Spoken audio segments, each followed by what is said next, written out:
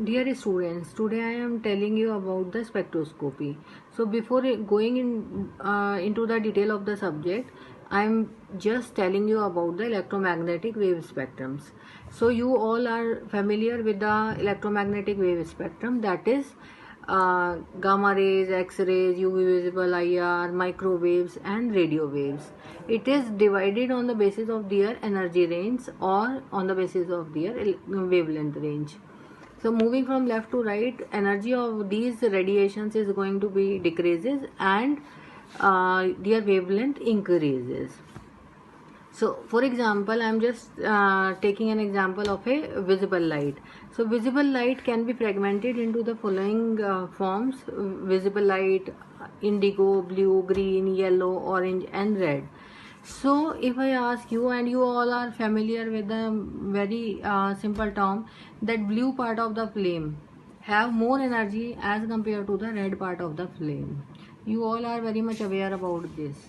So on moving from left to right, energy decreases. Blue part having more energy than the red part of the flame. So moving from left to right, energy decreases or its wavelength increases. That is why we are using red light in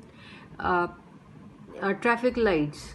So since its wavelength is higher, so it can be seen from a longer distances.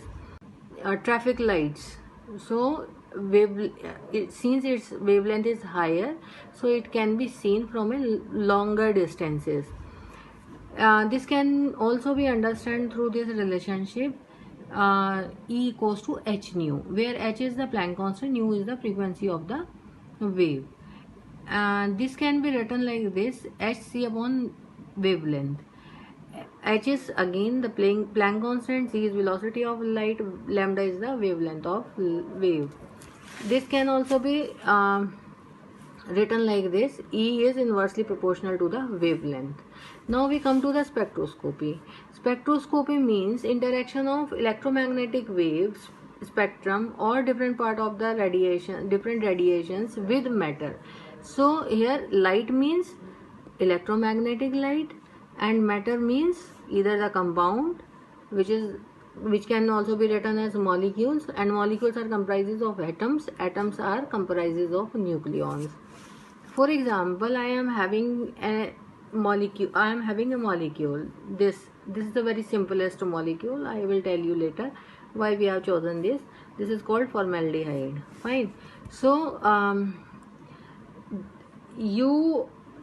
before this you all have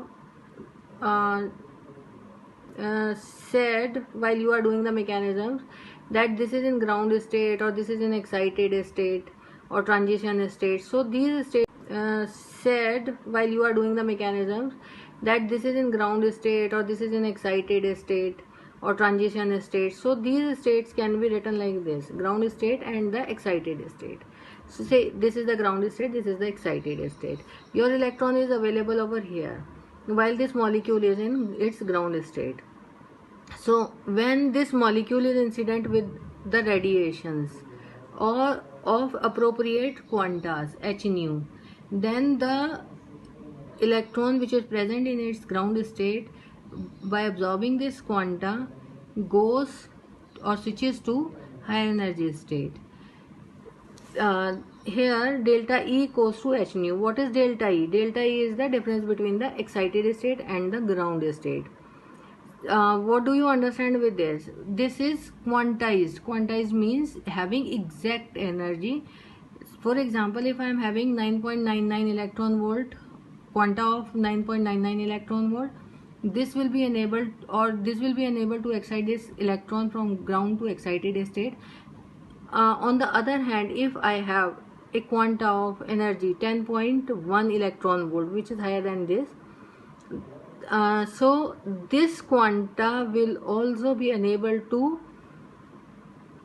excite this electron from ground state to excited state. This is called quantization, which we use throughout in spectroscopy.